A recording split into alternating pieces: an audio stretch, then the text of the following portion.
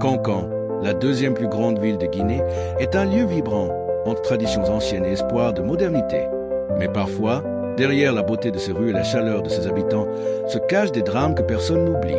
Aujourd'hui, je vais vous raconter une histoire vraie, tragique et bouleversante, celle de Binta et Sékou. Une histoire d'amour, de secrets et de décisions irréversibles. Binta était une jeune femme de 24 ans, belle, éduquée, travailleuse. Elle était connue dans tout son quartier pour sa gentillesse et son ambition. Fille d'un commerçant respecté, elle rêvait d'ouvrir sa propre boutique de tissus un jour. Un après-midi, alors qu'elle aidait son père à ranger les marchandises sur l'étal, un homme l'observait de loin. Sékou. Sékou, un homme de 32 ans, avait le regard sombre mais captivant. Il était récemment revenu à Kankan après avoir passé plusieurs années à Conakry. Il s'approcha, sûr de lui. Sékou, souriant. « Bonjour, mademoiselle. Je vous vois souvent ici. Votre sourire illumine tout ce marché. » Binta, gêné mais poli. « Merci, monsieur, mais je dois finir de ranger ces tissus. » Sékou insista doucement, revenant plusieurs jours de suite. Il achetait parfois des tissus.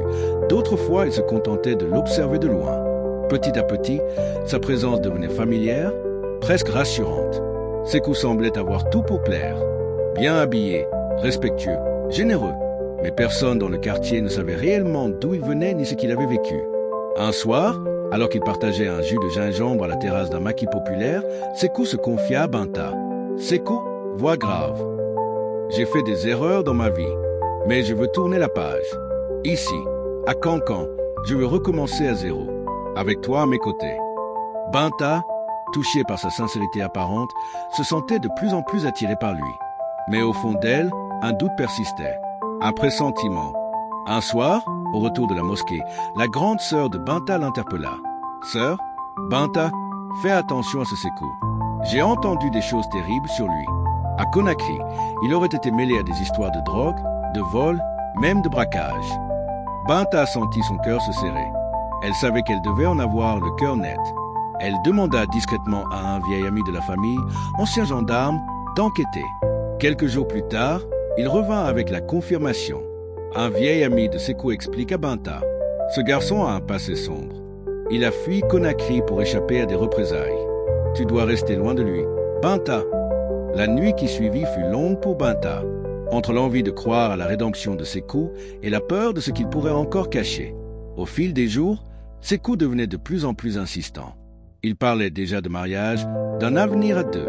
Mais Binta se sentait piégée. Elle décida de demander conseil à son père. Son père lui dit « Ma fille, le cœur est parfois aveugle, mais l'intelligence voit toujours. L'homme qui porte un passé chargé doit d'abord se racheter lui-même avant de te demander de le suivre. » Binta comprit alors ce qu'elle devait faire. Par un matin brumeux, Binta fixa un rendez-vous avec Sékou sous un manguier, loin du regard des passants. Binta, le regard bas. « Sékou, je ne peux pas accepter ta demande. Ton passé est trop lourd, et moi, je n'ai pas la force de porter ce fardeau. » Sékou, choqué. « Mais je t'aime, Binta. Tu es mon unique chance de redevenir quelqu'un de bien. » Binta, les larmes aux yeux. « Je suis désolé, je ne peux pas. » Sékou resta silencieux. Son cœur battait à toute vitesse. Mais au lieu de supplier, il la regarda simplement s'éloigner. Cette nuit-là, Sékou erra dans les rues désertes de Kankan. Il replongea dans ses anciennes habitudes, l'alcool fort, des compagnies douteuses et ses pensées sombres. Dans un vieux bar, il revit un ancien compagnon de Conakry, ancien ami, Rictus Moqueur. « Alors, Sékou, même ici tu restes le gars qu'on rejette. » Les paroles résonnaient dans sa tête. Il avait l'impression de perdre tout contrôle. Et c'est là qu'il prit une décision qui allait bouleverser deux vies à jamais. Le lendemain, Sékou revint vers Binta, plus calme, lui demandant un dernier rendez-vous pour parler et tourner la page. Binta, pensant qu'il voulait clore l'histoire proprement, accepta. Ils se retrouvèrent près d'un fleuve, à l'abri des regards. Sékou, calme. « Tu étais mon espoir, Binta, et tu m'as abandonné comme tous les autres. » Binta, doucement. « Non, Sékou, tu t'es abandonné toi-même. » Mais Sékou n'entendait plus raison.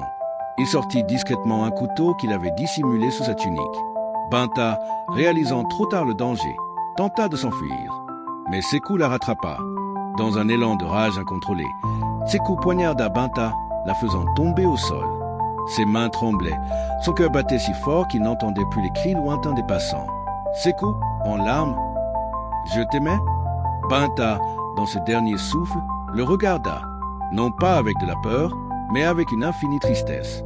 Puis, le silence. La foule accourut. Certains criaient, d'autres pleuraient. Mais personne n'osa approcher Sekou qui, agenouillé, semblait déjà ailleurs. Il sortit de sa poche une petite fiole contenant un poison qu'il avait acheté clandestinement la veille.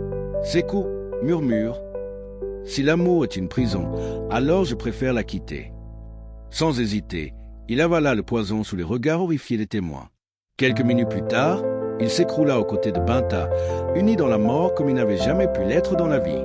Cancan fut bouleversé par ce drame. Les familles endeuillées se retrouvèrent confrontées à la colère et à l'incompréhension de toute la communauté. Dans les mosquées, on pria pour le repos de Binta et même pour Sekou, malgré tout, ancien du quartier. Ce n'est pas seulement une histoire d'amour tragique. C'est la preuve que sans paix intérieure, on ne peut pas aimer correctement. Binta et Sekou sont devenus une légende sombre dans les ruelles rouges de Cancan.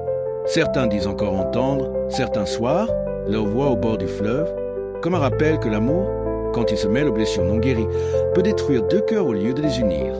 Merci d'avoir suivi cette histoire. Si elle vous a touché, n'oubliez pas d'aimer, de commenter et de vous abonner pour plus d'histoires inspirantes et poignantes. Et souvenez-vous, l'amour est une force magnifique, mais seule la paix intérieure peut en faire une bénédiction.